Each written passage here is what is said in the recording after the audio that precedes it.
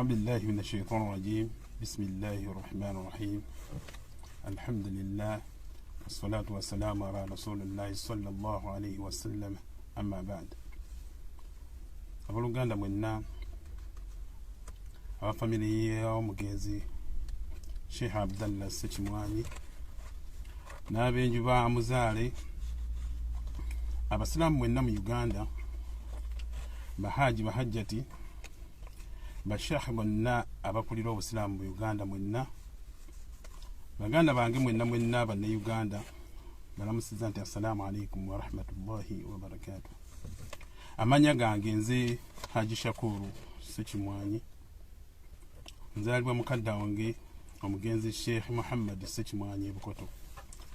Tulina obuzibu mu famire yaffe nti mukadde waffe byajjulukuka, twafuna ekizibu. Ekizibu ekisooka kyekyo maama waffe we yatulekera Hajjati Masitula Nalongo. Munnange maama waffe walimu okubeera omuzadde, era oganya okubeera omuzadde. Oli omuzadde eri abaana bokka bokka b'ozaala bava mu ndaayo. Naye njagala nkujjukize nti omwami wo kitaffe yazaala mu bamaama ba mirundi mingi, bamaama abawera abana. Naye ekikolwa ky'okola okulemwa okubeera omuzadde akubiriza famire nga gwe omukulu gwe twasigazaawo, otandise kutugoba waka okuva Allah bwe yajjula mukadde waffe mu mwaka ogwa 2012. Kati emyaka 8 giyise ogadda waka, otaddewo kamera, otaddewo n'abasirikale abakuumawo. Si nti bakuuma babbi, wabula bakuuma abaana abazaalibwa bamaama abalala. Fine. Wasalawo ne mukola bye mwakola n'abaana b'ozaala, nga weegasseeko abantu bano omuntu ono gwe nja okumenya. Okitegedde? Ne mugaba ebintu by'abantu nga temututegeezezzaako, olw'okuba mwefuuza empapula n'awaka na buli kimu. Ssebo mukadde waffe Sheikh Kibirango Ssenjala seekawe muzikiti e Kamoocha. Mukadde wange ssebo, saagala weeyite wa waggulu nnyo. Wajja maka ga kitaffe n'ogatankuula. Mu ngeri ki? Nti kitaffe bwe yali afa teyaleka kiraamo, naye yaleka nti shariya ejja okugaba ebintu bye. Gwe ssebo n'ojja neweefula Sheikh wa waggulu ennyo, n'otandika okuvoola obusiraamu. Shariya bw'obanga ogigaba, manya abantu bameka b'ogenda okugabira ebintu.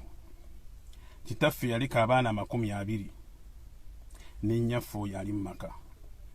Bw'ali ogaba ebintu, wakolagana naye n'abaana bazaala bava mu nda ye, ne mugaba ebintu ebyo, ffe ng'abalala temututegeezezzaako. Sirowooza nti shariya bwe kugamba okukola eryo etteeka erisooka. Wali togenda tugabira menvu oba ogenda kugaba nnyaanya nti kyali agenti nnyo. Tekinologi yajja, wali osobola otukubira amasimu ffenna gye twali, ate kati essimu ziri chiipu nnyo. Wali osobola okukwata essimu n'okubira abali e London, n'okubira abali mu Amerika, n'akubira abali e Sweden na buli wamu. Naye tewakikola. Bwe mwamala okugaba ebintu, gwe ssebo njagala okutegeeza, toli mukuza waffe. Wakwata ekyapa ky'abantu abamu abaana abamaama omulala n'okitereka without their authorization. Tewabasaba buyinza bonna n'otwala n'okitereka, okikujjako lwali lutalo. Mu endi n'otandika n'otuvuma. Ssebo bw'ossa eddiini gye wasoma yo si yaffe, egasa ggwe. Era nkubira omulanga abatwala obusiraamu mu Uganda. Omwami ono agamba nti w'ekibuli, njagala okukubira omulanga mukadde wange ogw'ekitiibwa Supreme Mufti Sheikh Ndirangwa. Ssebo tuyambe ku muganda woono. Mukadde waffe ono atufukidde ekizibu. Ebintu abikola bengalye. Katufunye inquiry families nyingi zalese nga zidobwankanye olw'enkola y'ebintu bye byabikolamu. Ssebo mukama waffe twagala ojjo oteleze ebintu byayonoona. Wagaba awantu ate n'oteekawo n'abantu abalala. Ssebo toli mukuza waffe, ate si ggwe tuli mwana wa Muhammad Ssekimwanyi. Ekyo nga nkimaze ngenda okudda ku mukoddomi waffe. Mukoddomi waffe oyo yeefudde ekirala kati ye Haruna Semakula. Sebo tumanyi nti oli wa Lugave era tumanyi nti wawasa mu Lugave, naye tekikufuula kubeera mwana w'omugenzi Sheikh Muhammad Ssekimwanyi. Okoze ebikolobero bingi, olowooza gw'osingayo oba weeyita abaavu nnyo okuddira okukwata abasirikale obatwala mu maka ga muto wange. Muto wange akola mulimu gwe, ye musika wa kitaffe. Owulidde wamukutte n'omenya amateeka ga President Museveni ge yateekawo obutasukka bantu bataano, kuŋŋaana kusukka bantu bataano. Abantu abataano babeera mu kuziika oba babeera mu mbaga. Gwakutte abantu 6 n'obatwala maka ga muganda wange. Omuteeka ku risiki. Sebo saba ne gavumenti naawe kutunulemu, kubanga ekyo wakoze bagamba omuntu akola ekintu ekyo akyajingibwa attempted murder. Tewakomye okwo n'omukwata n'omuteeka mu mmoloka erimu abantu 6 naye nga wa 7. Gwe coronavirus tomuwulira? Sebo atta bantu. Tolowooza nti gosingayo kubeera waggulu. Bwafuwase waffe tekyakufuula mwana wa Ssekimwanyi. Nkuddiramu, toli mwana wa Muhammad Ssekimwanyi. Oyinza okuba nga oli wa Lugave naye toli mwana wa Muhammad Ssekimwanyi. Tukusaba ove mu famire yaffe. Tojja kujja waffe ku buko kubbayo bintu. Ku buko baleetayo buleesi, so tebaleetayo nte za mmundu nga gwe waleese abantu ne beekalakasiza mu maka ga muganda waffe. Sebo eteeka eddala liwamenye.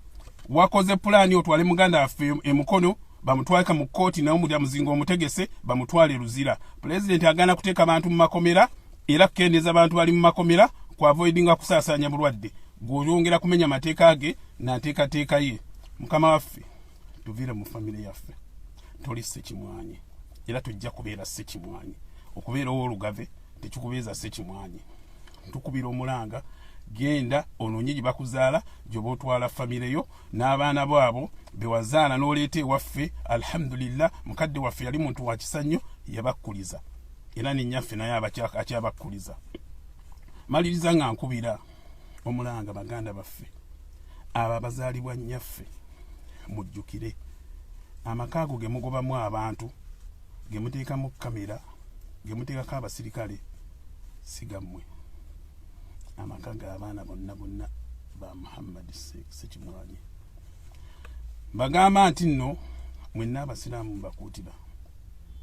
Aya ya Qur'an eri mu Qur'an egamba nti bal tuthiruna alhayata ad-dunya wal akhiratu khayrun wa abqa. Baganda bange mbakuutira, ebyensi tebitumalamu. Bal tuthiruna alhayata ad-dunya, bireme kubatawaanya nnyo bino byekwonda kw'ensi. Wal akhiratu enkomerero khayru yesinga obulungi wa abqa, gye muba mukolerera. Sebo seeka kibirango oweka moja kolerera nkomerero, so tukolerera duniya. Eduniya ekututte, buli maka g'ogendamu oleka gasasise, otwalayo bumanyi bwo. Wajja ewaffe ng'olesa ekyapa tukufa osinza okireeta n'otandika okutuvuma. Sebo okusoma kw'okugasa ggwe, tekugasa muntu mulala yenna. Situwagala otulinnyirire, tetukulinnyirirangako. Era njagala okubulya ne bw'onooleeta balakisi yonna n'ogimalayo. Si gwo omuntu asinga obunene mu nsi muno. Eno edduniya siiyo, edduniya ya Allah jalla waala. Ye abaavu asingayo. Ne bw'obanga owulira nti oli wa waggulu nnyo, gwe mukulu Haruna, manya nti waliyo akuli waggulu. Waliyo omunene mu banene bonna, yoyo Allah jalla waala. Nsaba akutwamuze ekisa, naye nkukubiriza mwenna mbakubiriza nti mulekeraawo okulayitira abantu abasirikale mu maka gaabwe. Bye baakola byabwe Allah jalla waala yeebawa, baabikozesa mikono gyabwe n'abibawa. Maama wange nkubira omulanga, abaana baganda bange bakubiriza okuwekolerera, so si kulowooleza mu maali ya kitaabwe na kutuuka kugobaganya baana balala wonna waka. Bonna musaayi gwa kitaffe. Beera omuzadde wannaba ddala, so omuzadde akolowooza ku baana ab'ekyenda kye bokka. Lillahi ma fi samawati, ana yatusinga okumanya. Naye mbakubiriza ngambajjukiza nti kullu nafsi daikatul maut, essaawa yaffe ffenna ejja kutuuka. Allah ajja kututwala atujjulire. Muleme kuyisa bannammwe bwe mutyo. Assalamu alaikum wa rahmatullahi wa barakatuh.